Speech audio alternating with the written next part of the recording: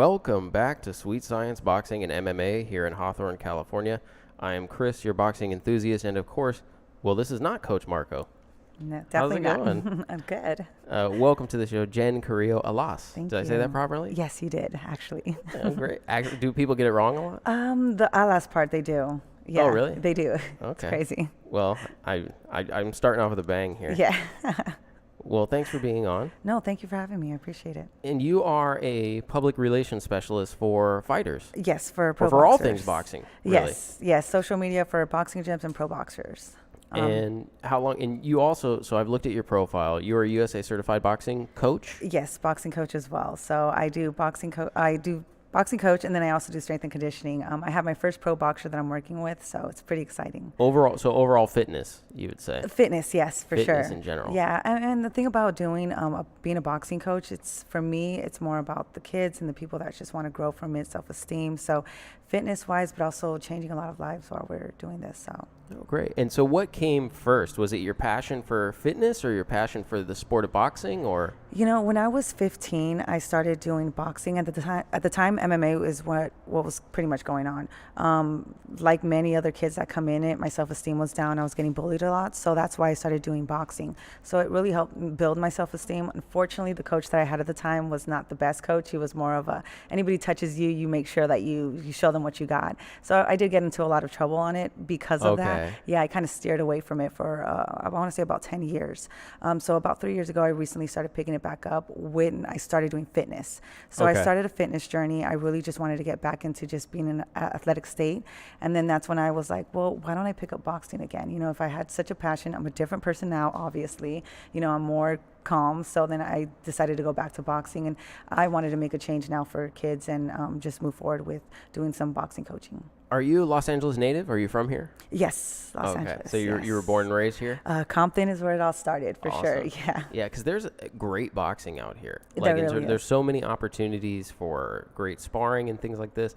But also, I'm not sure if people realize how great of a fitness activity boxing is. Like, even if you don't want to do it competitively. Yeah, and even when I started my fitness journey, I reached a certain goal, but then when I started doing boxing again, right away my body started leaning out. So even if you think that you're in an athletic state, it doesn't matter, and I say it all the time, you could be the best athletic person, do 1 hour session of mitt work or bag work, you're dying. Mitts and bags in particular, man. Just doing a bag drill for or even just running around simulating sparring. Yeah. So not even actual sparring, but simulating sparring by hitting mitts or doing something like that in the ring against live resistance is like such a great workout. It is, yeah. And I tell people there's different stages of the conditioning. You've got the bag work, then you've got the mitt work. Then when you're in the ring and you're sparring, that's a whole nother type of conditioning. And then you have to put the mouthpiece now. Now you have to learn how to breathe with it. So it's a lot of different levels. And that's why and they've even said it's one of the top things that you could do for fitness.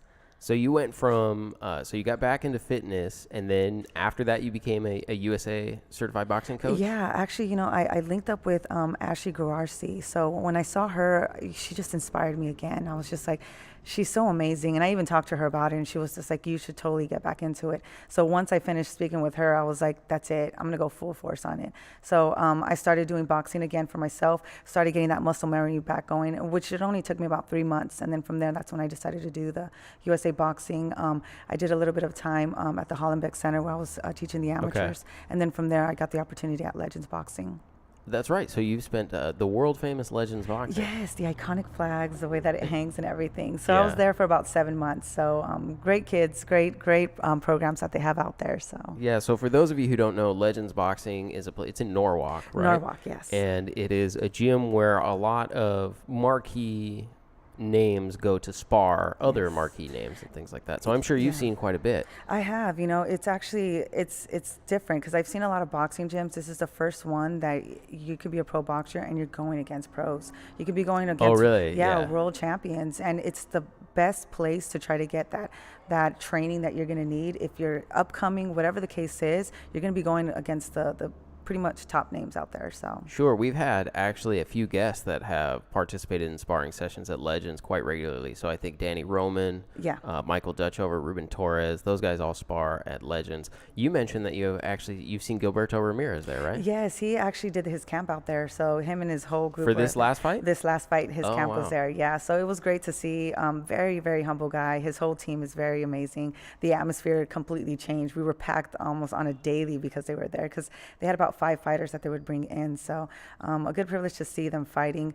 He did work a lot with Terrell Gausha, so it was amazing to see the work that he was putting in, and that's why he did what he did this fight coming around. Okay, and so it's not just, actually, I should mention that the gym is owned by Roger Ruiz, right?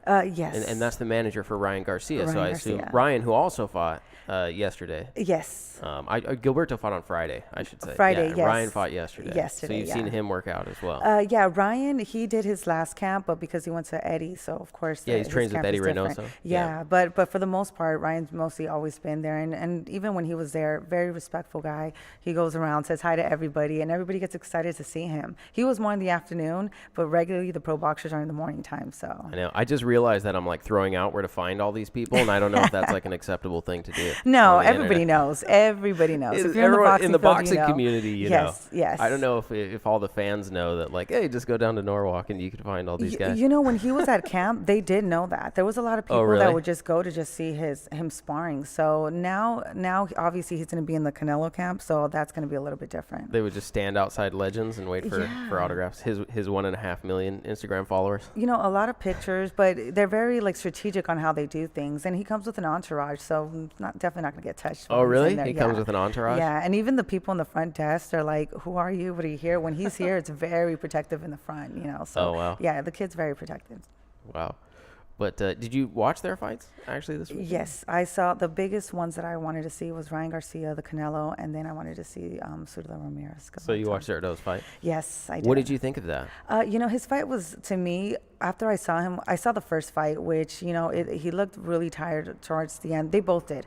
A lot of opportunities that I saw in the first one, but then when I saw him in camp and I saw him with Terrell was a perfect person for him to be sparring with. Terrell is fast, his speed, definitely not like his opponent. So that's why I knew when he came this fight, he was just going to win it off the bat, just coming in hard. You were very confident. Oh, I was super confident. There was no doubt in my mind. And I don't like to tell these boxers like, oh, well, good luck. To me, it's just like, okay, well, it's another one for you. So yeah. And for me, if you're a champion and I can see that the amount of work that he did, I mean, of course he's going to get this win. Yeah, I think that actually that's one piece of it that I've actually been a little bit critical, I would say, of his last few performances. I didn't think he looked as good as he could have, let's say. So I'm not sure if it was the opponents that he was in with. And this performance, obviously, it was dominant. It was, I think, one that was lessened by the fact that he did sustain an injury through part of the fight. And you can actually see the change. Yeah. You can see the change. So it's like he goes from basically winning round 2 all the way up through round 8. And then suddenly, once he experiences the injury, he starts to sort of lose these rounds. Yeah, but then the last one. So that's what I was going to say. The championship medal that he showed in round 12 is something that I don't think I saw in the last 2 fights. And it kind of converted me a little bit on Zerto, because I looked at it and I went into that last round thinking they could come out with a draw. Yeah. Right? Because I felt as though he possibly lost round 1 and then rounds 8 through 11.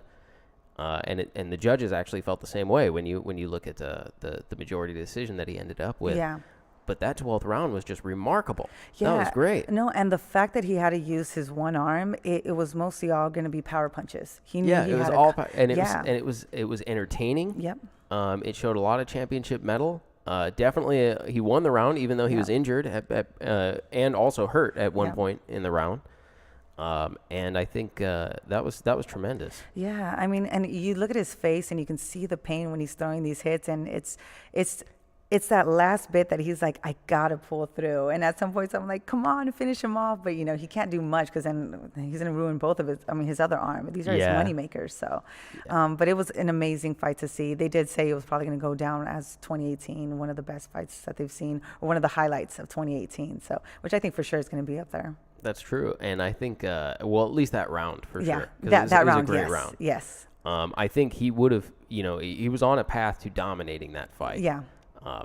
And it sounds as though it wasn't very clear to me, but it sounds as though he's actually preparing to move up to 175 from that 168 weight class. Yeah, I mean, we'll see. That I know of, he's comfortable in that state, but if that's something that he's willing to do, I mean, his team is very confident. His team is very strong. So, I mean, if they're going to do this move, they know exactly what they're doing. That's good. I mean, Top Rank made a comment where they had said something to the effect of that there's no one left at 168. I don't know that that's true. Like, there are other people he could fight at 168. Yeah. But there's also people he could fight at 168. There's big names in both divisions now, right? Yeah. But, I mean, even Canelo's fight was at 168. It was. Time. I mean, there is a vacant, I believe, on that one, the 168. I think it's the IBF or something like that is vacant. So, I mean, no matter what, I mean, he can go up for something. So. Yeah. And you watched the Canelo fight, you said? I did. Yeah. My two biggest one was Ryan Garcia, which I was just like on it, especially with the opponent that they put on him. And then after that, it was Canelo for sure. But with Canelo, it to me, it was a win no matter what. It was just a matter of what round and how fast was it going to be. So. And it turned out that it was relatively fast. It was, yeah. And I don't want to call it easy because... Well, easy. I'll call it easy. How about that? It turned out that he dropped him, 4 times in 3 rounds? He did. And, you know, that's the thing. They come so strategic. It's amazing to see. The way he came in with a high guard, which he knew that he's short. So he knows I have to come in with this high guard so that he won't hit me with the jab. That was amazing. The way he would just blind him with the jab stopping, that was great. Because he knew I'm going to get him at the bottom, and then this is where I'm going to come up from the top. So everything was strategic. I love it. And he knew he was going to have to take some hits. But he was prepared for it. I think my biggest critique is actually for Rocky Fielding, which is I'm not sure what their game plan was, right? Because it was like they went in there to exchange with Canelo, which immediately was the wrong game plan. He found out in the first round that it was the wrong game plan, but they stuck with it. There was no range. There was no anything like that. It was very much an inside fight. Yeah. Where he looked as though he thought that his power could work well in exchanges with Canelo, and it just was not the case. Yeah, and when you look at the interviews that Rocky had, he never was like, I'm going to win. To him, he's not going to turn down any opportunity. It was more of this is amazing that I'm going to be in the ring with Canelo kind of thing. Because even the manager said that when they got that phone call from Eddie, they were just like, okay. Canelo wants to fight him, and they waited the next day to be like, so Rocky, Canelo wants to fight you, and he was just shocked, like, well, okay, well, let's just make this happen then. It's at Madison Square Garden, it's Canelo, it's going to make history, let's do it. So it's probably more of an opportunity for him, but he knows what kind of fighter Canelo is. He kind of figured that he was going to lose. And if he didn't know, he found out real quick. Real fast, yeah. And the most amazing thing that I like to see is when boxers use their same hand. So when he was using his most dominant hand, I would see him using double uppercut and then hit him with the body with the same hand. And I tell people, even my students, when you shadow box, get in the habit of using your lead hand because not a lot of people do that anymore. And if you could do that, they won't see it coming. I think one of the things I observe about Canelo that he does really well is throw away punches. And what I mean by that is he throws punches that are really, they're not there to connect or land necessarily. Yeah. They're there to change your guard so that, like some of those uppercuts, you look in there, he throws the uppercut real quick, not with a lot of power on it, just to bring the guard in so that he can then reach around the elbow on the outside. And it's like a throwaway punch, but it's absolutely critical to the game plan. Like he may not have landed the body punch if he didn't do that. Yeah, and and that's something I wish I would have seen when he did when he was with Triple G. Those are things I wish I would have saw. Yeah. Because those were the missed opportunities where he would have just probably dominated that fight completely. Do you think he beat Triple G? Oh, yes, I do. Both times or just the second time? The second time, once I saw it. I saw it, and I always slow down the fights because to me, it's all about the technique. A lot of people are like, oh, no, he didn't. But when you slow it down and you see what this guy has done, that's when you see the beauty and the art of boxing. Because the way he would slip the moves, come right back up, all of that stuff counts, all of it. Yeah. You may not see it because it's so fast, and a lot of people that don't know much about boxing but just can appreciate the sport, it's easy to just criticize and say something, but the art that goes behind it and the planning is the most amazing part, is what I saw in that fight. Did you watch the first fight? The first fight, I saw the highlights of it. I didn't see the first fight fully, though. Okay. Something I thought was interesting on DAZN. So they were promoting like a movie, and they had one of the stars, I'm not sure what her name was, and they had her up like doing the commentary for the fight, and she had said the last fight she saw was at Madison Square Garden, and it was actually Canelo versus Triple G. And they didn't really call her out on it, which is because that fight was in Las Vegas, right? Yeah. It wasn't in New York. And they I just was said like, that they it was kinda, his first time. Well, I think Sergio Mora kind of was like, wasn't that fight at Las Vegas? And then they just kind of let it go after that. And I was like, that was a peculiar comment. Yeah. I mean, it happens. It's just those few that catch it when they do. But very good. And then obviously Ryan Garcia, his performance. Yes. On there. And I when I first saw Ryan Garcia, I saw him through one of the highlights in Instagram, and I was like, who is this kid? A very good-looking kid, and he's very fast. The way he would work that Cobra back to me was just absolutely amazing. So when I saw him was at the StubHub, I was excited. I bought my tickets right away. But then I saw his performance, and I was like, is this the same guy that I'm seeing on Instagram? I'm like, I don't think so. So this was like 3 fights ago at StubHub, you mean? Yeah, so the fight before Carlos? Yes, because back then it was knockouts, the highlights. And then when I saw this fight, I was like, what? I was like, either this guy studied him very well and could really work with Ryan, I was like, or something's going on. So the last 2 fights, obviously not the best, but you could see the huge difference in being in Canelo's camp. I mean, very patient. He's very different now. He pressed instead of being always the one that was being pressed on. And even just the way he was moving. I saw him usually working the outside, where that's where he would come in with that uppercut and that overhand right. And that was just amazing to see, because he, even creating that space, which is the one thing that I felt like he needed to work on. Creating space is the biggest thing. So yeah, I think that the interesting thing is he said after the fact that he understands it's a process now. That it was, for him, it was knockout after knockout, and I think he was sort of moving up faster than he was able to handle, and he understands that it's a process and they need to go forward. And you have to respect that no matter what you feel about it. When somebody, and this is just human nature, if somebody's willing to put their guard down and say, you know what, I've been messing up, and I can admit that, you got to give that person credit. So I mean, and the boxing world is just like that. They'll be against you, and then they're like, you know what, we'll give this guy a shot. That's what it is. So that's the fact that he's doing that is great. He's humbling himself completely, so it's beautiful to see. It's beautiful to see his growth. Yeah, and I don't want to be especially critical of, because his dad was training him before, right? Yes. So I wouldn't be especially critical of his dad in the fact that Ryan had great success under his dad.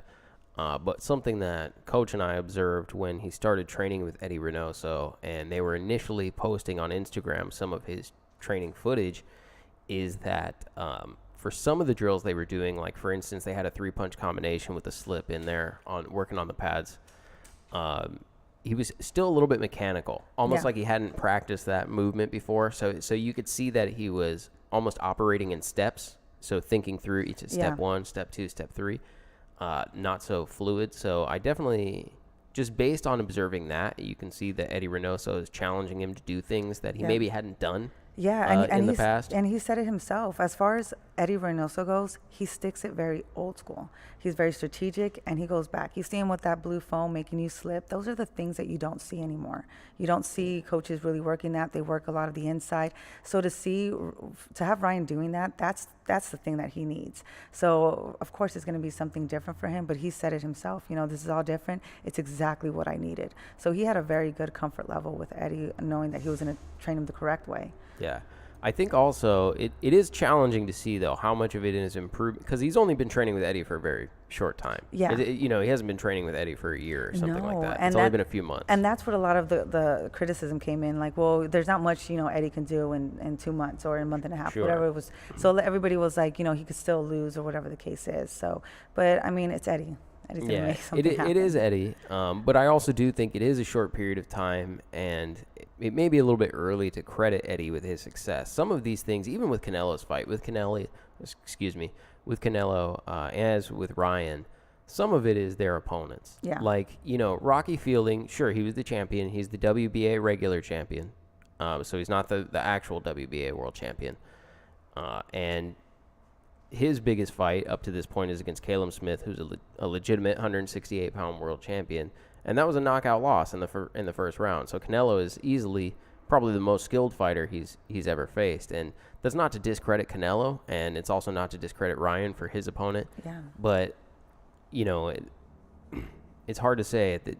I would say they were great performances by both of them. Yes. They were entertaining performances. Yes, very much. But they're also not, marquee opponents. Let's put it that way. No, and to your point, the fact that he's going to stay at the 135, you start looking at the people he's going to go against for a world title, and I'm just like, Mikey Garcia. So, will Eddie be able to get him ready for a Mikey Garcia? So, and that's going to be an amazing fight. Yeah, I mean, it's not just Mikey. Like, I mean, you look at Lemieux. even Teofimo Lopez looked amazing in his last fight, right?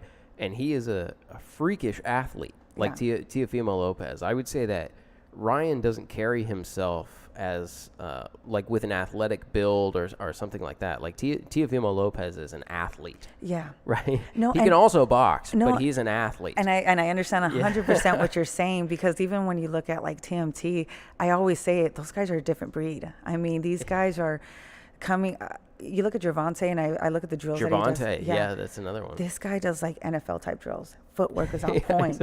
Bench pressing like there's no tomorrow. And that's something that I feel like the Hispanic side of boxing loses. They're not understanding that it's changing. You have to do strength and conditioning. You have to go that extra mile. And it's not even that it's about, the boxing, you're going to weigh it down. It's all scientific. If you do it correctly, it's going to be done right. So, and these guys are proving it. They're proving it. These guys are monsters coming in here now. Yeah, we've had strength and conditioning coaches on here before, and they all kind of align with that sentiment, which is if you do it right, it's okay. Yeah. Right? So it's not just like pumping iron for the sake of doing it, but if you have a purpose for working out a specific muscle group, then it's okay, and it'll work out for you. Yeah, and even as a boxing coach, they tell you, USA Boxing, don't go off and dehydrate yourself, don't malnourish yourself.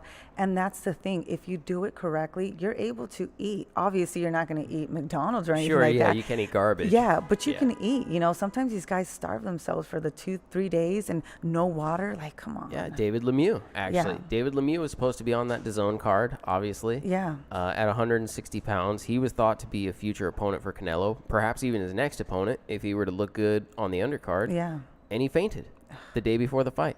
Yeah. And it's not the first time he hasn't been able to make weight. I wouldn't be surprised if Golden Boy didn't book him at 160 pounds anymore. Yeah, and that's the thing. I feel like the people that are like world champions are the ones that are able to afford like top-notch training with strength and conditioning, nutritionists, all of that stuff. And unfortunately for these boxers that are trying to grow, they can't.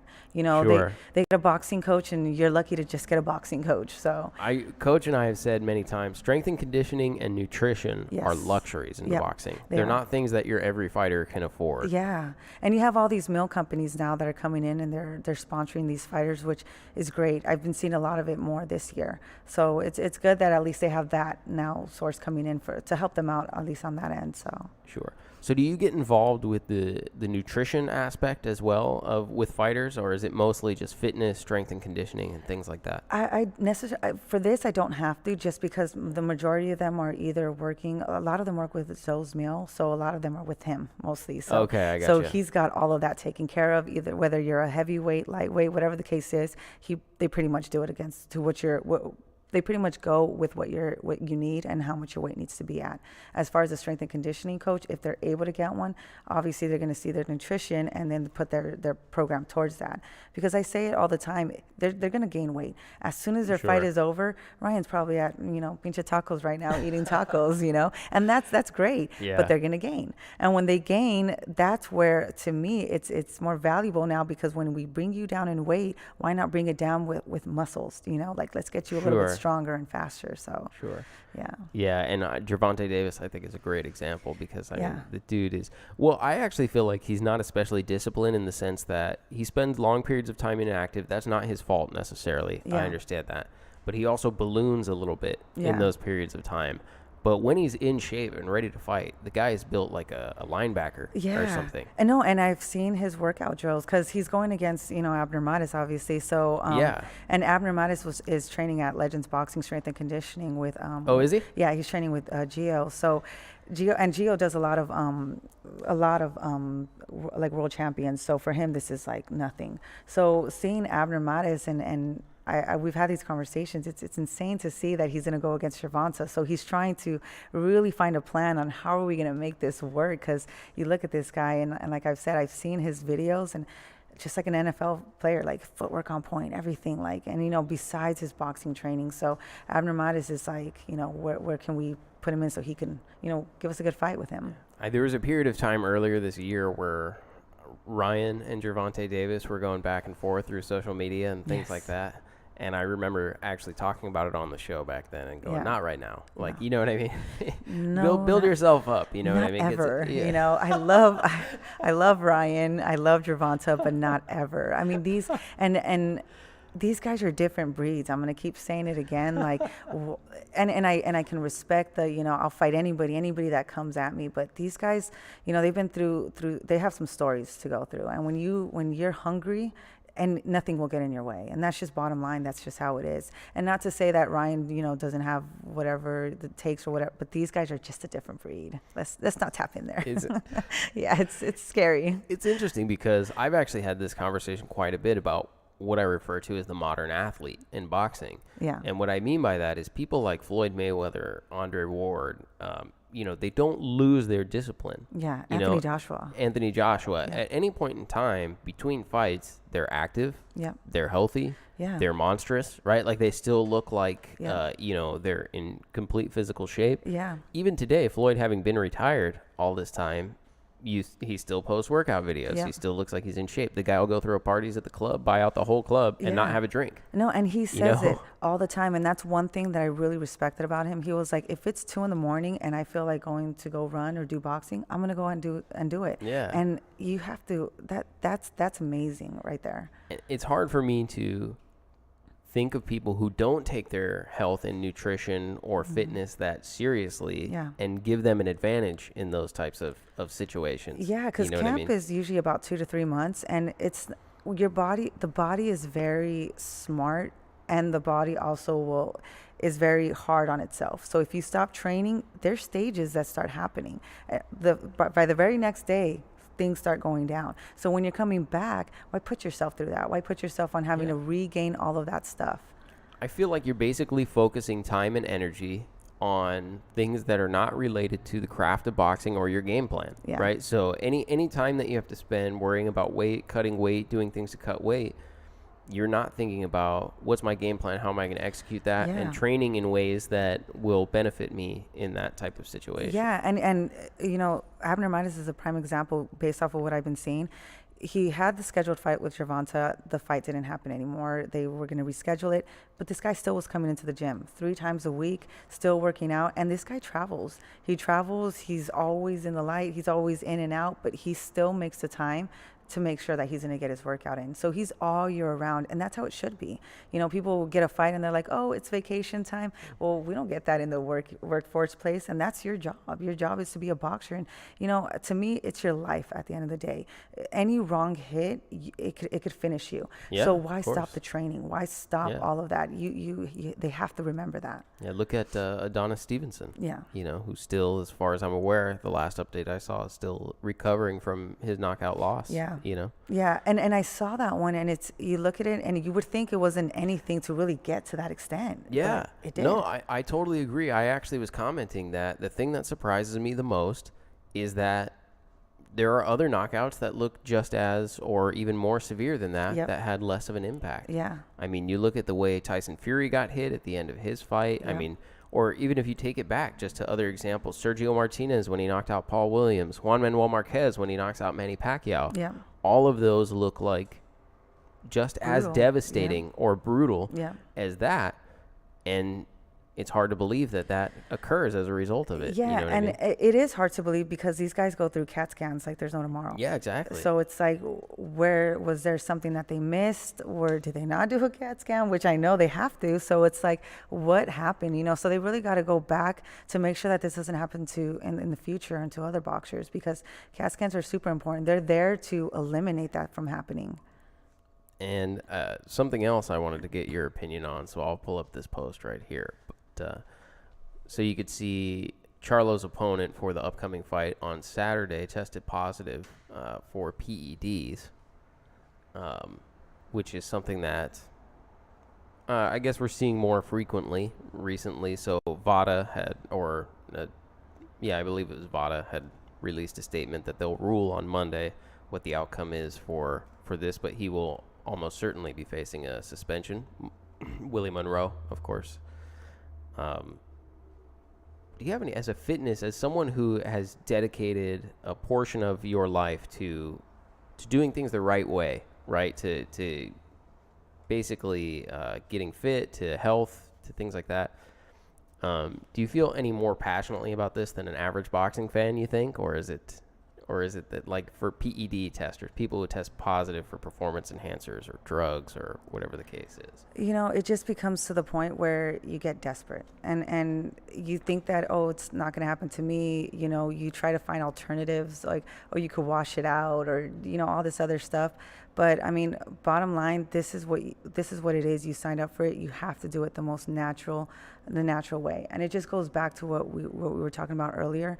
This is why everything needs to happen, strategically, and it can happen. But unfortunately, people just want to cut corners as much as they can. And nowadays you can't. Like, you look at medical weight loss clinics, they're in every single corner. And any little one thing that any treatment. Yeah. You can take something and be like, oh, it's not going to affect you, read everything, but you never know if that little one ingredient that it has is going to mark it off.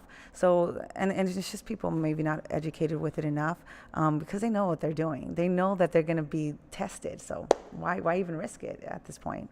Yeah, and I think that you mentioned something before where you had said the world-class athletes, the people who are at the top of the food chain sort of in boxing, they have the means to make sure that this is not occurring to them. Yeah, even like artists. I mean, you don't see them ever getting sick. And if they do, they get injections right away and it just refuels them back up. So when you have the money for it, I mean, obviously you're going to have the correct people on your side that are going to make sure that this doesn't happen. And I mean, these guys should have the correct people on their side. So it's kind of like, why?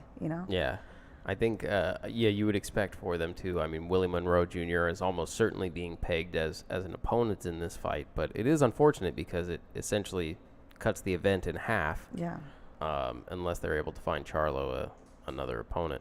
But that was one of the reasons I think I was critical of Canelo for the Triple G fight initially, is because not that I think he did anything with malicious intent, more that I just felt like it's the responsibility of an athlete at that level to just surround themselves with the right people or whatever they need. They have the means to do it. Yeah. And so the responsibility is his to make sure that he doesn't, test for anything. And I can tell you, as a Hispanic female, when you look at carne asada, which is what we call it, you got to be careful because some of them are injected, and even at the meat markets, you can tell the difference between a good carne asada and a bad one. So, and unfortunately, because of the pricing and how it fluctuates, a lot of people inject them, and with that injection comes steroids and all that good stuff. So it's like, just know what you're eating.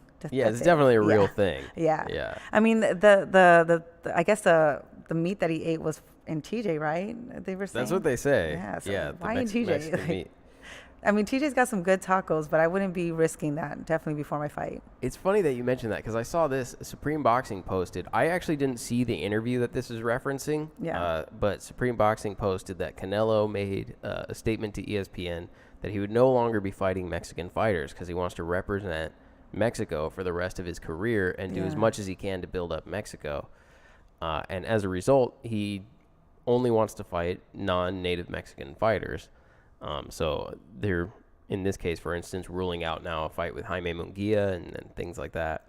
What do you think about that? Because I feel like some of the greatest clashes that have ever happened in boxing have been between two Mexican nationals. Yeah, and unfortunately, I don't agree with that because, like I said, the Hispanic are the ones that are going to turn on you the most. They can love you one minute and hate you the next. So, I can appreciate what he's trying to do, but why? Just let's give us a good show. Do what you do best, whoever is the best opponent for him to come up. But as far as the Mexico goes, there's even some Mexico people that don't like him, that are just like, I'm not a Canelo fan. They were going for Triple G. It's like, come on. I get what you're trying to do, but unfortunately, we're not in that type of world, So just, for me, continue on with what you're doing. And Jaime Munguia, and that would be an amazing fight. Yeah, exactly. It would be amazing to see. And I know Jaime would be up for it, so. Yeah, and you look at, even at 168, there were David Benavides, Gilberto's at 168. Yeah. He just moved up there. Jaime Munguia, obviously, on the lower end. So you could see a number of fights that could be interesting for sure. Yeah.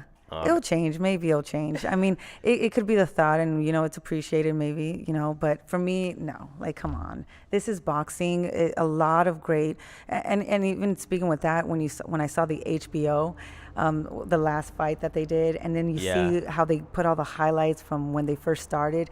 That's the beauty of it. Why stop that? If you guys are the greatest, why stop that because we're Mexicans? Like, no. That's the thing I thought was interesting. So at the end, obviously, they ask him about future opponents, potential opponents. So, would you be interested in fighting Triple G again? Do you want to fight people with belts? He had some comments that I thought I really was appreciative of. So one was, I want to make the best fights. It doesn't matter if a belt's involved or not. Yeah. Like, if the best fight is with someone who doesn't have a title, then that's what I want. Yeah. Right? And that's great. Yeah, I think that's great for the sport of boxing, because the titles at this point, when you're Canelo, I'm not going to say the titles don't mean anything, but you're at the top of the sport. Yeah. We all know that you're one of the best, if not the best. You're ranked top 5 pound for pound. Yeah. You have many titles. You have 3 weight divisions worth of titles. And I think the important thing now is to make the biggest fights that you can make. Yeah. That's how legacy is won. Yeah. Right? Like, you're past the point of winning championships, and you're at the point now of building legacy in your career. And so I truly appreciate that. But then I thought, like, so I guess he means the biggest fights that don't involve Mexican fighters. Unfortunately, he's going to have to learn the hard way, because they're going to press on it. Like the same way when the whole thing happened with him and Triple G. If you would see the amount of comments that were given, like, put him to fight, stop doing this, Oscar. They gave that guy so much heat. I'm sure. They're gonna speak up for it, and at that point it's gonna have to happen, because you're doing this not for yourself, you're doing it for all the boxing fans that are out there. So if these guys are gonna be commenting every single day, putting out videos, he needs to do it. It's gonna be pressed to the point where he's gonna have to do it. So the other thing I thought was interesting, so when asked about Triple G, his response was effectively, I feel like that discussion is closed. I feel like I settled it, and that I won, and that we don't need to revisit it again. But if people feel differently, I'm open to doing it again. Yeah. So the other thing that I saw that was posted on Instagram, let's see if I can pull this one up. I don't remember who posted this one, but it was like a report that and I saw multiple people put this in. It's like a screenshot from something that shows a T-Mobile Arena reservation for May 4th, and they already know that Canelo is fighting on May 4th because that's part of DAZN's schedule. Yeah. And that the description in that screenshot said it was for a third fight with Triple G. I saw this one too. Yeah. I'm not sure if it's legit or not. I can't claim legitimacy on that, but is that something that you'd like to watch again as a fan? I would. I feel like just because of the first time and the second time and all this, like, he lost, he won, let's just watch it again for the third time and let's just see what happens, But if it does happen, one of them has to be dominant completely. It has to be a shut up and let's not talk about this anymore type thing. And they have to stand out. Yeah, I think I agree. It just must be so challenging. They seem like equals in so many different ways that it's almost like Pacquiao and Marquez, where, it took them 4 fights to get a definitive answer in that, right? Yeah. And I could see something like that occurring again with Canelo and Triple G. Continuous close fights. The only difference being that Triple G is getting older at this point. Yeah, and I think that's where, when this last fight that I saw with Canelo and Rocky, I did see Canelo a little bit different. So I feel like he grew. You never stop growing. So when you start doing stuff, you start kind of finding, like, what actually did work for me? I actually like this. So I feel like if they do it, I think Canelo's going to come a little bit different this time, and he's going to give us a good show again. I honestly, I would like to see it again. So, Steven, when you say, what's up, when you say you think he beat Triple G, do you mean the first fight or the second one? Just to be clear. I want to make sure, because I understand the second fight. He lost the first fight. Yeah. Let's be real. Canelo lost the first fight. He got a favorable draw, but he lost pretty much. But so this was pretty. This is one that I saw. I had initially said after it came out I wasn't interested in seeing it again, but I think it was just because everything had lingered on it for so long, and there was so much drama with the positive test, and I was just tired of it. Right, so it's like, it's done. It's run its course. But I think the longer that it goes, like if it went till May 4th, like, yeah, sure, I would see it again. Like, why not? Yeah. And obviously, it's going to be before Cinco de Mayo. So, it's going to be a good fight. Everybody's going to watch it. So it's all a money game with this one for sure. Oh, you don't think Canelo won either one? Okay, I thought you were saying you didn't think Triple G won that first one. You were scaring me for a minute. I think we're good. But a couple other fights that happened, I do want to talk about. There were a few women's fights that were big fighters. So Michaela Mayer fought on the top-ranked card with a victory, and Katie Taylor fought on the DAZN card, an undefeated opponent, and of course had a victory there.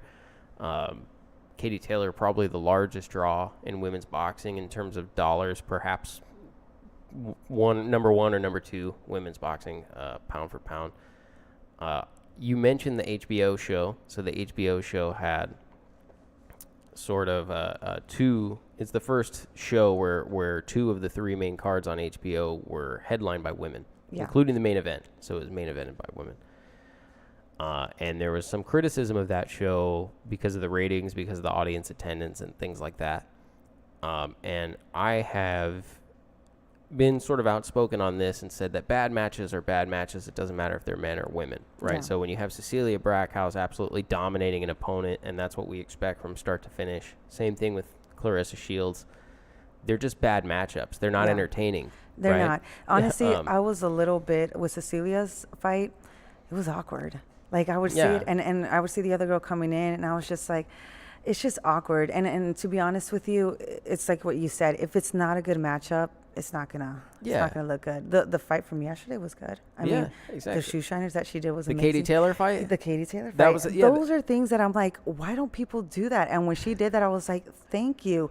That is a good fight. If we can continue females to get fights like that, it's gonna be good. That was gonna be my point. Is I actually think that it really has a lot to do with the matchups. And Katie Taylor's fight was a great fight. It really was. I thought that was great. It was entertaining, and I'll be honest with you. And Michaela Mayers too. Yeah, I'm a female, and even with me, it's like it does sometimes get boring, you know. So I'm like, you know, and I hate to say that, but if it's a good fight, then of course it's going to be entertaining, and we can change the people's opinion and views on how they see it. Yeah, and I think the key to changing those opinions is booking good fights. Yeah. I thought Katie Taylor's fight was really entertaining. I thought Michaela Mayer's fight, which was one where on paper you might think that you know, she's supposed to run away with that victory, but it actually became a very competitive fight. She gave it to her a little bit. Yeah. And you're like, good. Like if these were sort of promoted as bigger fights, then you would see more success. It's not really Cecilia Brackhouse's fault or Clarissa Shields' fault. It's more, it was just a bad match. Yeah, and then you've got these new girls coming up, like Sinisa Superbad. So those are the ones that are going to be the future. So these girls can, you know, they can box, but we got to get them good opponents to box with. So and see some good matches coming up with them. Yeah, Sinisa, her last fight was the WBC, what was it, silver, I think, championship fight. She won by knockout. That was awesome. It was a great fight. Yeah. Like, I mean, it was entertaining. Yeah. Right. So it's one of those things where I just feel like booking is a big part of it. It really is. Yeah, it really, really is. And that's and to your point with what we were saying earlier with Ryan and Canelo, when they get with with Ryan, once he gets with, if he does fight Mikey Garcia, those are going to be the ones where we're going to truly see where all the training, where all the experience is really going to come in, and we're going to see who's going to win on top of this, because Mikey Garcia is intense. What do you think about Mikey's upcoming fight, Errol Spence Jr.? You know what? When he fought with Broner, I was a little bit like, this is gonna be. But the fact that he beat Broner, like, this guy can do anything. So I'm gonna go for Mike Garcia. You're going for Mikey? Yeah. Do you think he takes it by decision? It's hard to say, huh? It's really hard to say. It's hard to say. It's because the way that he is, he studies a lot. So you just never know what he's going to come out with. Because with Broner, he really surprised me. He really surprised me with that fight. I honestly thought he was going to lose that one. And, I mean, this guy, again, he comes from one of those that I think that are a different breed. These guys train differently. And he was able to take him on. So, to me, it's just like there's no saying what he's able to do. Yeah, and to your comment where you said he studies, something that I've repeated probably over and over on this show is that he picked Errol. Yeah. Like Mikey hand-picked Errol. He didn't pick just 147. He didn't say, I'm going to go up to 147 and take a belt. He didn't pick Bud Crawford. Yeah. He could fight anybody. He's an independent. Yeah. Right? So he could fight whoever he wants to fight. Yeah. And he specifically wanted Errol Spence. Yeah. And so my gut feeling says that Mikey has studied Errol in particular and sees something that he thinks he can take advantage of or exploit in Errol's game. Yeah, of course, and it's going to make him look even better in this field. So that's where I know that he's very strategic, and he's a good Mexican boxer. So to me, it can go either way. You know, after Broner, I was like, I can't say anything else after this. So. Interesting. Someone asked me last week to give a definitive pick because I've kind of been back and forth, and I ended up landing on Errol. But what I said is I think there is a significant size advantage for Errol Spence. Obviously, you know, going up to 147 that there's a size advantage, but when you see the two of them next to each other, it's a pretty big size advantage for Errol. Yeah. And generally speaking, when you have two men of comparable skills, that advantage plays a factor in the outcome of the fight, right? So it's not always like, hey, small guys can't beat big guys. But when you have two men of comparable skill sets, the bigger guy has a lot of advantages. And for that reason, I went with Errol. But would I be surprised if Mikey won a decision?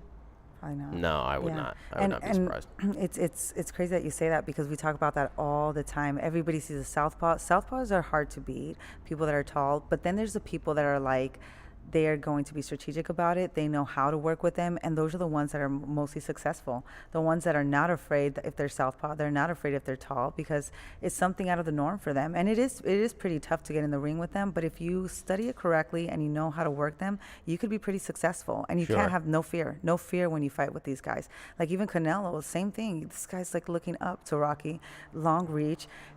No fear. I mean, we wouldn't have Mike Tyson, the greatest freaking boxer in time, if he did not believe I can take on these big guys. Absolutely. And I will say that I agree with that. Rocky Fielding had a tremendous size advantage. Mike Tyson fought a lot of people who had size advantages. I think there is a distinct difference in that Canelo is quite obviously powerful enough to compete with Rocky Fielding, and Mike Tyson is powerful enough to compete with any other heavyweight.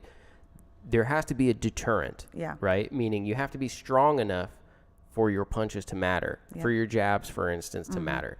Because if somebody can walk through your punches, right, that's it. Yeah. Once they decide your power doesn't matter, it's going to be very difficult to beat that person, right? Because if they have felt what you have to offer, and after 4 rounds they're like, yep, I can take it. Yeah. Right? It's essentially the game plan that Julio Cesar Chavez Jr. followed for the first 2/3 of his career, which was I'm gonna dehydrate down 25 pounds and go fight men whose punches don't matter to me, right? And I'll just walk through them. Like, he's not a better fighter than Andy Lee. Yeah. It's just that he couldn't feel Andy Lee's punch. Not that he couldn't feel them, but they didn't matter enough to discourage him, right? So the only thing is like with Rocky Fielding's power didn't matter. Canelo's power did. Yeah. It certainly was enough to discourage him, and therefore the size advantage wasn't really useful. He didn't even try and use it, to be honest. Yeah. He kind of shrunk down. Yeah. Right. But when you look at someone like Errol Spence, who is a very large 147 pounder, like could easily fight at 154 or 160 if he chose to. The question just becomes, how much are actually on Mikey's shots? Like, is it enough to really discourage Errol from coming after him? Yeah. Floyd always had enough. He was not a big puncher, but if you ask like Sugar Shane Mosley, he will tell you in interviews, oh, it's enough that you don't want to get hit by him. Yeah. Right? You don't want to take those punches. Even the way he sticks with his Philly shell guard and then he comes in with it, he knows exactly that he's got that power. Yeah. And he could take a hit. If you could take a hit. Tremendous chin. Yeah. Yeah. So if you could take a hit and you can give a hit, I mean, you're pretty much golden. Exactly. So it's one of those things where I don't know. Like people have asked me, and I don't know. I haven't seen something that made me think necessarily that Mikey's power will be enough to discourage Errol. And if it's not, then it's going to be a real long night for Mikey, or a short night for Mikey, depending on how you want to look at it. Yeah. I mean, it goes back to strength and conditioning training. Let's see, because there's only so much you can do in the boxing training, and then strength and conditioning needs to come in. Yeah. So if you're not doing strength and conditioning, just bring a pillow then for the first round. Especially if he's going up in size as much as he is. Yeah. I mean, this is quite a jump for him. No, and if he is, that's a huge advantage. So, but he's got to do it correctly. He's got to do it the right way. It's got to be muscle on muscle. Yeah. So, and if he could do that, I mean, with the powers, a lot of resistance, this guy could probably make it happen. So. Yeah. So, Steven, you asked, did we talk about David Lemieux? We did briefly. We talked about dehydration and some of the things that the guys are going through. My comment was, I would be surprised if Golden Boy booked David Lemieux at 160 anymore, just because he's had trouble making weight in the past, and now he's fainting doing it. For his own safety, I hope that they choose not to. Yeah, and book him at 160. You're not supposed to do that. I mean, they frown upon that. Yeah. Yeah, they frown upon that big time. So it's not anything like, oh, well, I tried. Like, you should know better. I mean, you should really plan it out better. So, I mean, if not, look at your team around you, because if it's not the first time that this happened, you really got to consider what you're doing and the people around you, and are they the best? I mean, because again, it's your life always on this line. So yeah, and I mean, even as a potential opponent, I mean, I guess the idea behind 160 for him is an opponent for Canelo, and it'll be the biggest payday that he would get for sure, David Lemieux. But I mean, literally 1 year ago at this time, he was getting shut out by Billy Joe Saunders, and I have a hard time believing he would be especially competitive with Canelo, despite the fact that even if he was able to make the weight. Yeah. So yeah, he's more just a future opponent, I believe, for Canelo. I think the one fight I would want to see with Canelo is another fight with Mayweather, with Floyd. You think so? I would You don't want think to Floyd's see too old at this point? He's just old. I mean, Floyd doesn't talk like he's old. And he lives a very young life, so. He does. Yeah, he does. He's been out of the ring for a long time, though. Yeah, well, he's back on it, so I guess after this one we could see. After the... the kickboxing one. He's also... Floyd even... he really only made a true 154, I think, twice in his career. Yeah. And the rest of the times he fought at 154, he still stayed at his basically welterweight weight. Like he would come in at 148 and just compete at 154. Yeah. Canelo just seems so much bigger now. Like Canelo, for instance, he's talked about it a lot recently, right? Like, I want to fight Mayweather again. Well, I want my shot at Mayweather. If I had a record like his and my only loss was with Mayweather, I'm going to want it back. Like, I'm going to want that defeat. It's just only natural to want it. And I mean, Mayweather, he talks a lot, so why not? That's especially because if you're Canelo, you're a more complete fighter now than you ever have been. Exactly. He looked like a beast yesterday. Yeah, he did. Was monstrous. Yeah, and he took a lot of hits, because you see his face. He had to take a lot of hits because he knew and that's where I did see that Rocky did study them a little bit, because he didn't come in with mostly jabs. He tried to come in with mostly hooks. And the hooks, uppercuts. He was catching him with uppercuts. Yeah, because he knew this is the only way. I can't come in with straight jabs, like short. So, but it was. I mean, overall, I think it's going to be a good fight if they were to make that happen. So I think it is going to happen. I think that it's going to be so much talk that we're going to see that fight happen. The reason I have a few reasons that I think it's hard to believe. One is because Canelo's just so much bigger now than he was then, right? Like Floyd is a small guy. He's smaller than me. Yeah. You know what I mean? I'm a small guy. Yeah. And for him to fight Canelo, I mean, Canelo would have to drop all the way back down to 150 or something like that. Yeah. You know what I mean? Yeah. And plus, Canelo has the deal with DAZN. Floyd is on Al Heyman, so that's PBC Showtime pay-per-view. That's a Showtime pay-per-view if it's Floyd. But for Canelo, it has to be a DAZN show. Yeah. I think too many obstacles to overcome. Yeah. Floyd would probably get dusted in that match, though. That would be good. I mean, nobody's really been able to, you know? So it would be a good fight to see. I mean, nobody's been able to. So. Time is not good to warriors. Yeah. You know what I mean? Yeah. Like it takes a toll on them. Yep. If he comes back to fight somebody, I wouldn't be surprised, but I don't know. I mean, we just had a Tito and Chuck Liddell fight, so you can never say never. So here's the thing about that. I was very critical of that because Tito wins, obviously. Spoiler alert, guys. Yeah. Tito wins. Chuck, I don't really follow MMA. Do you follow MMA? You know, at that time when I was 15, Chuck Liddell was like my biggest freaking idol. Oh, okay. I so was like, Iceman. Yes, I do. I went. Oh, really? You went to the fight? I went to the fight. To the forum here? Yeah. Everybody was like, "What are you doing? This fight's like, it's not I get it. I get what everybody's saying, but for what I went through and what I had to see when I grew up, for nostalgic reasons, right? Yes. It's like, why not? You know? And then I'm in there with all these people that are above 30 years old, because I'm 32. So everybody's in there, and everybody's pretty much like, old school. And that's fine. That's fine. It was entertaining. It wasn't long, but it was entertaining. That's fine. And plus, people have to remember that that's not the only fight you get to see. Yeah. When you go to an event, you get to see other fights too. Yep. So I don't really follow MMA, so I didn't know all of the history behind it at the time that it occurred. I only looked it up coming into the show because it happened here at the Forum, and so I was like, okay, I'm sure this will come up. Somebody will ask about it, so I have to look it up. And then I had found that Chuck Liddell had been retired for like 8 years, hadn't participated in MMA in over 8 years' time. He's like a 50-something-year-old man or close to. Yeah. And the thing I thought was interesting is after Tito won, they said this was redemption because I guess he had lost twice before, right? Yeah, that was the biggest thing. These guys, this is the third fight. Yeah, would fight, and it wasn't even just a fight in the octagon. Anywhere these guys were at, they were fighting. Like they truly hated each other. I don't think they hate each other now. I think it was more of the hype just to kind of remind people.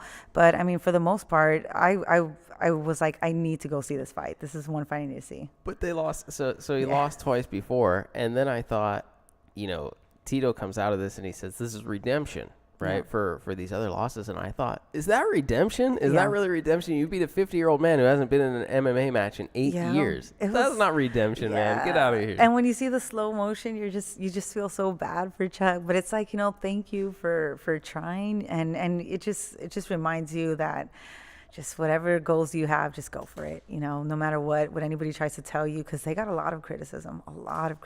But I mean, they ended it off, so they did what they had to do and close that book now. Yeah, I'm not one to tell fighters when to retire. Yeah, you know what I mean. Yeah. There are times where I wish fighters would, where I'm like, I wish you would just hang it up at this point. Yeah, like sit down. Can you just sit down? Just step back for a minute, right?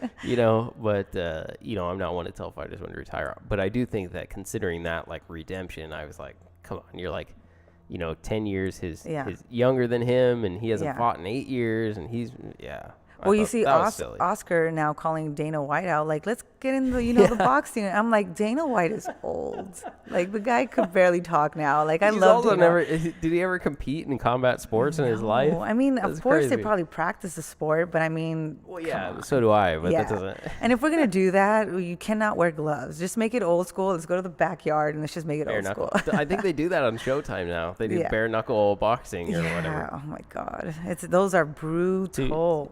Too much, huh? Yeah, it is a little too much. You still have to appreciate the art, and that's why a lot of people frown upon MMA. But MMA could be beautiful, and I think that's one of the reasons why I like Chuck Liddell, because he's a black belt in karate, which you don't really see karate people in MMA anymore. So with these people that are coming in, it's how do you use everything that you've learned in a way where it can be more artistic. But now it's more like, oh, that's just whoever sees the most blood, who can get the most, like that's just horrible, And in boxing too, people feel the same way. But if you slow it down and you really see the beauty and the art of it, it's what the human body is able to do and able to stand. That's the beauty of boxing. Yeah, and I think that it's something that I haven't really come to appreciate in other sports. I can see it in MMA, I suppose. In boxing, it very much, I feel the way that you just described, very passionately about it. But I think that's interesting is with like bare knuckle boxing and things like, there's so many variations now of combat sports that are kind of coming out of the woodwork. Yeah. That it's, they did bare knuckle boxing for a while. I don't know if you guys remember, they had this BKB. Did you see BKB? It was basically like, I think Gabe Rosado and Mike Alvarado participated in like a BKB or something like that. No. And it's like, there's no ropes. It was a circle, and the circle has incline, so you can't leave the circle. But it's like boxing, but not in a ring. Yeah. Yeah. And so they did that for a while. I was talking to Coach not too long ago about chess boxing. Have you seen that? There's like a league in Los Angeles. I'm going to have to look at all of that. There is alternate... chess boxing. They alternate rounds of chess and boxing. And... What? Oh, man. Wait, are we talking about chess? Yeah, like chess. What? If you guys, if you're only listening to the audio, you're missing out on the reaction to that one. No, for sure. I gotta see it. Chess and boxing. They were alternating rounds of chess and boxing, and if you win either one, then you win the match. So, like, if you checkmate someone, you win, or if you can knock someone out, then you win. Wow. So that was one. So there's There's all kinds of variations of combat sports. Yeah, and you know, you look back and you see WWE back then when on my time, you know, and that's where it all starts, you know. But another one that I'm interested in is sumo wrestlers. Oh, Those sumo. guys, yeah, Yeah, sumo is amazing to me. So I mean, a lot of people find it, but then there's gonna always be those people that are gonna do that chess and boxing and Chess boxing. bare knuckle. Like there's always gonna be It's the like a ones gimmick. that's gonna. Yeah, it really Yeah. is. It really is. But Trying to capitalize on a gimmick. Exactly. I'm not gonna lie though, I was totally into wrestling when I was younger. Yeah, I mean. Oh man, when I was in like middle school, that was where it was at, man. Yeah, yeah. Like The Rock and Steve Austin and all Oh my those guys. God. It was amazing. I could never miss those shows. I was like, The Rock was I my used to want to favorite. be a wrestler. Yes. We would put the pillows down from the couches Yeah, on the floor, throw ourselves off the roof, and our parents, what the hell are you doing? Oh, I yeah. mean, my roof wasn't that big, but still, we would do some dumb stuff, just all to be a WWE fighter. So, it's Yeah, we would crazy. do that stuff. Yeah. You know, like my family, they only recently have an appreciation for The Rock because he's like this big movie star and stuff like that now. Yeah. And I had to tell him, like, you guys only recently love The Rock. I love The Rock for a long time. Yeah. He's It's like, just it goes all the way back to my child. Exactly. I mean, The Rock is amazing. Oh, man, the good old days for sure. Talk about it when you're talking about gaining weight right and doing things like that. Have you seen what his like cheat day meals look like? Do you follow The Rock on Instagram at all? You know, I do follow The Rock, but Jeez. with this whole new Instagram thing, they don't really put him on my top feed. So I Oh, would have to okay. search him to really see. You guys should look at The Rock's cheat day meals. It's like a lot of food, huh?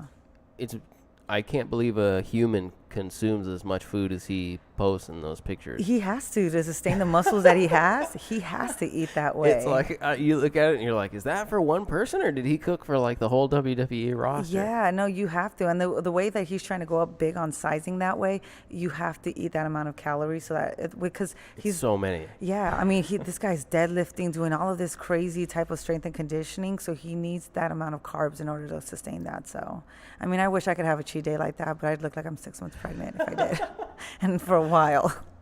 He's so massive. Yeah, He's so big. he really is. Yeah, and the problem with that is like once you go down, that's the body, the stretch marks and all of that. Like, it's gonna be insane. That's right, Boxeo. See, you know, he put the tagline out there. Yeah. Am I allowed to say it? If you smell what The Rock is cooking, they might take me off YouTube. I think I just violated some trademark. or No, something. no, not at all. I don't know exactly how that works. Oh man! But you mentioned some of these guys. I was actually have said you were talking about Anthony Joshua earlier. Yes. And when we were talking about modern athletes, and you were saying, yeah, Anthony Joshua is like I mean, one of that those guy's guys. got the whole package: the look, the body, the athleticism, like what you were saying. Yeah, he's athletic. Yeah, but I've seen his training. This guy's training, solid. It's exactly what every boxer should be doing. And every boxer can be doing this because he does a lot of swimming for cardio, a lot of strength and conditioning, a lot of explosiveness, functional, high intensity. And for his size, anybody could do it. They're like, oh, well, we're too big. We can't. Anybody could do it. Your body's very, very smart. So It's interesting because there are a lot of people who are, you know, let's say an old school mentality, Yep. for instance, who would tell you that Anthony Joshua has too much muscle, that it's not good for the sport of boxing because the amount of oxygen that he needs to get to those muscles in order to stay active will make him tired faster. And muscular stature is not something that has actually been, you know, in boxing, it's frowned upon by some people, right? Yeah. They look at it and they know that's too much. I know trainers, even locally here, who would tell you don't touch a weight. Yeah. You don't lift weights in boxing, Yep, right? Because they don't want you to build those muscles. I hear that left and right. You still hear that a lot? A lot. Mostly the Hispanic side of everybody's like, don't do that. They frown upon strength Yeah. and conditioning. So Yeah. and it needs to change. I mean, this whole game is changing. It needs to change, and it will change. They're gonna have to get to learn that. Hopefully not the hard way, but it's gonna change. It's gonna have to. Anthony Joshua on DAZN last night, of course, calls out Yes. Deontay Wilder for the April 13th bout at Wembley. Well, come on. Now he'll be all title winner. I mean, you see his name, Anthony Joshua. It's the last one that he needs to be fully dominant. You know what? This is one of the things that I think bothers me is this topic. So these two men have already come out and had a great fight. It did well on pay-per-view. I'm referring to Wilder and of course Tyson Fury. Yeah. So they have a great fight. It does well on pay-per-view. it's a draw, and the next pay-per-view will conceivably do even more. And it did good things for the careers, I would argue, of both men, right? And so they come out and say they want to run it back. Neither of them are interested in fighting Anthony Joshua. So they were both chasing Joshua fights, couldn't get them. They made a deal with each other, had a tremendous fight, and now they want to run it back. And after they've already established this, Anthony Joshua goes on DAZN and on First Take and on every program and says, I'll fight Deontay Wilder. I'll do whatever it takes to fight Deontay Wilder on April 13th, right? And it's kind of convenient. Both men have already said that they're in negotiations with each other for a rematch and fighting a second date. Where was that? I'm like, where was it before? Where was it before? Like, how come we had to wait so long to see it to begin with? Yeah. You know what I mean? I mean, these guys have to fight. For sure they have to fight. Whether it's because Wilder's scared, I don't know what the case is, but Anthony Joshua is not one to be messed with. Like, he's ready to go, and they need to make this happen. I mean, this is what this guy needs in order to win all these belts. So yeah, I mean, Deontay Wilder, to his credit, is let me say this. I don't necessarily think that Deontay Wilder is a top pound for pound fighter in the world. Yeah. But if you wanted to justify that statement and say that you think he is a top pound for pound fighter in the world, I think that you could, and here's how you would do it. No other man in any division in boxing has to fight people who are 60 pounds his senior, which is what Anthony Joshua and Tyson Fury, the likes of those men, are. Deontay Wilder weighs in for his last fight at 212.5 pounds. He's almost a cruiserweight. Yeah. And on fight night, he was down to 209. He actually went down to 209 and is fighting a man who's 260, 270 pounds. If you were to fight Anthony Joshua, it's a man 260, 270 pounds. Not only is he fighting these men, but he's just blasting them out of there. Oh, yeah. He's putting them away. Yep, those knockouts. Yeah. These are dudes who are 60 pounds heavier than him, and he's just lighting them up. Yeah. Nobody else has to deal with that in any weight division. Nobody fights somebody who's 60 pounds their senior, right? Yeah, we were making a big deal out of Rocky Fielding. Yep. You know? Yep. Like, imagine that. yeah, like we're making a big deal out of Rocky Fielding.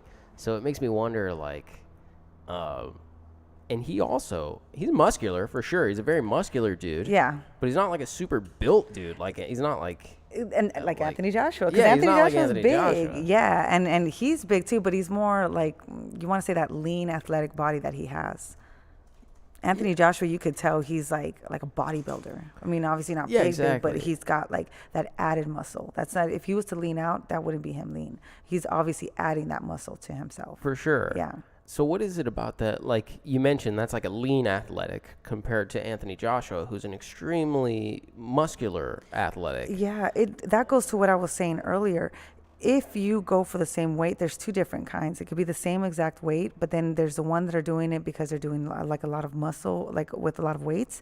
You can be the same weight, but then you grow inches. And then you have the ones that are leaning out. They could be at the same weight, but it's still muscle. But at the end of the day, that's where they say the other one can become heavier. But it just really depends on what the training is, because if they're only focusing on just doing weights, then that's where the difference comes in. But if they're doing explosiveness, functional, or high intensity, then they're able to still do whatever anybody else can do. So basically one is building lean muscle through like high intensity training, and one is building bulk, I guess, for lack of a better word, by just lifting. It's bulking, yeah. But Anthony Joshua does do a lot of high intensity. He does a lot of explosiveness, and he swims a lot. Yeah, Steven, you said Anthony Joshua has been talking about losing the muscle. He has been talking about that for the last 3 fights and has weighed in heavier consecutively. So each time he says he thinks he's going to lose some of the muscle because it hurts some of the stamina, and he's literally in his last 3 fights grown in weight. Yeah. And it's actually one of the main reasons that Klitschko thought he was going to lose that fight, which is, or thought that Anthony Joshua wouldn't recover, was because of the muscle. Yeah. I actually remember Vitaly Klitschko saying that he gave Vladimir bad advice. After he put Anthony Joshua down in their fight, he told him he won't be able to recover, so just take your time. Yeah. Don't press him. Take your time. And it turned out he did recover, and he was able to come back and actually win. Yeah, I mean, to me, Anthony Joshua is big. Like, he's really big. He's and to see the things that he's doing, I think that's what surprises a lot of people for his weight. But he can also be proving that it could probably happen too, if you were to start doing something like that, or if you always considered that. Yeah. So I think that's anyways, that's all good information, because I've been curious about that, because the debate about muscle is one that you know, there are coaches even here who some use weights, some don't use weights. Like some frown upon it, some. Yeah, I mean, there's this guy named Real World Tactical. He does boxing too, but he's not a pro boxer or anything. He was one that kind of shifted my mind on everything. So he's about 6'2". I don't know if you've ever seen him before. This guy is huge. Huge. This guy can jump, I swear to you, probably over like 5 feet. And I'm not even exaggerating. 5 feet is big, and this guy can For jump sure. that. So he does this crazy explosiveness that if a guy that size can do that with the amount of muscles, I think he does deadlifts with over 675 pounds. And he can still explode that way. Is that all? That's all he's got? That's all he's probably got more. He's I'm probably just messing got around. more. But you know, if that's a prime example of how the human body is. If you do it correctly, you're Sure. capable of doing anything that you want. So 675, huh? yep, 675. I know. I think I could probably do like 160 for me. I'm not even going to throw a number out there. I'm sure you would smoke me, so I don't know what it is, but even if I did, I wouldn't tell you. Anyways. Well, before we wrap it up, I also want to give you an opportunity. If there's anything that you want to mention in terms of anything you want to plug, websites where we can find you, some Instagram stuff that we should hit, let us know so that we can get it on there. Yeah, definitely. So my Instagram is Jenn's Fitness Evolution with periods in between. So if any, I also do social media for boxing gyms and also for pro boxers. So that's mainly what I'm focusing on right now. But for the most part, my IG is where I'm super active on. I do have a Facebook, but not as much. It's all about IG right now. So Okay. that's where people could find me. If they have any questions, they could definitely reach out to me as well too. Anything regarding fitness, nutrition, or if they need help themselves, I'm available in the Los Angeles area. So Is that a skill set that you've just developed on your own, the whole marketing or public relations for fighters and boxers? Are you self-taught on Instagram? I've been in the retail industry for 16 years. I worked for some of the top dominant companies. I've been assistant to some of the biggest people within the retail industry. So I've seen a lot of the back end of visual stuff, a lot of photography, videography. So I have an eye to see what people are looking for. I also understand what people are looking for on the outside because I've had to deal with a lot of consumers. So with that, I can pick up things really fast. So, and I'm a woman. I know what women are looking for. I know what they want to see more of. I know what guys don't want to see. I know, so when it comes down to doing stuff like that, within me being in the pro boxing field, I started realizing that these guys are not going to be posting pictures of themselves, selfies, and writing little nice captions for themselves. That's just the reality. You know, there's going to be some guys that do that, great. But even the top people that do have big Instagram following, their women are behind running that. So for me, it was more natural. I know what they want to do. As long as I get to know them and see how they are as a person, I'm able to run their Instagram like if I was them. So Okay. And Jenn is 2 N's, right? 2 N's, yes. 2 N's. So Jenn's Fitness Evolution, Yes. periods in between on Periods Instagram. in between, yes. So make sure to follow Jenn. I've seen some of your videos and some of the pictures and stuff you take. It's great stuff. Thank you. I'm going to have to get some tips from you after this. You can show me how to use Instagram. I'm an Instagram novice. Yes. Yeah. No, I mean, that's what it is. Yes, you are. I've seen your stuff. I'm new to Instagram. I don't know half of the capability. No worries. We can make that happen. Yeah, So. you like tagged me in a story. Yeah. You know, and I was like, and it's like, hey, do you want to add this to your story? And I was like, trying to figure out how to do it. And so I think I figured it out. That's how I started off. When I started my fitness journey, I started off that way, but then I'm a very insightful person. If I don't know the answers, I'm going to sit there for 3 hours on Google and I'm going to find the answer. And I find more and more and more and more. So that's why I started really learning the whole back end of social media. I've had a lot of people come up to me and they're like, how do you grow? How are you growing the way that you're growing? And this is me not really trying. So with that, there's so many things you can do, regardless of whatever brand you're trying to build or yourself. You just got to do it. You got to do it correctly, and you got to be insightful on what you're doing. So a lot of people like to think of, oh, well, hashtags or this or that. You're in a pool full of millions of people. They're not going to just find you based off of, oh, well, let me look for this name. That's not how it works in the social media world. Sure. Yeah, too many people. I'm definitely going to have to get those tips. Yeah. Like 15,000 people on YouTube, and then my Instagram has like 150 or something. Yeah. No worries. We're going to get that number up. So I'm like, what the? No idea what I'm doing. Anyways, of course, so that's my way of saying if you're watching, follow me on Facebook and Instagram at Beat the Count. Yeah. And obviously on YouTube, which you guys are aware of because you're here with me now. Yes. I mean, Beat the Count. I mean, I know you guys are going to have some more amazing pro boxers. So, I mean, turn on your post notifications, people. If you're watching it, you got to do that. Yeah, we'll post stuff up. Yes, definitely. And for those of you, I should mention, Rolando was scheduled to be here. He was called back early to training camp, and so he had to take off early. So we're a little bit earlier in the day today. I know, Boxeo, you brought that up, but we'll try and get him again in the future. So apologies that he's not with us, but it's something that we'll try and run it back. Okay. Other than that, I think that's all I got for today. Thank you so much for having me. I appreciate it. Thank you for being here. No, of course, anytime. No, I enjoyed speaking with you. I feel like I learned a lot, and Yes. after this, I may pick your brain a little bit more. Yes. Okay. I've got about 30 minutes. No, I'm just kidding. You got it. You're like, I have 15 minutes. Yeah, no, you got it. You All got right, it. cool. Thanks a lot. Yeah, thank Until you. next time, guys. Thanks. Bye. Thanks. Peace.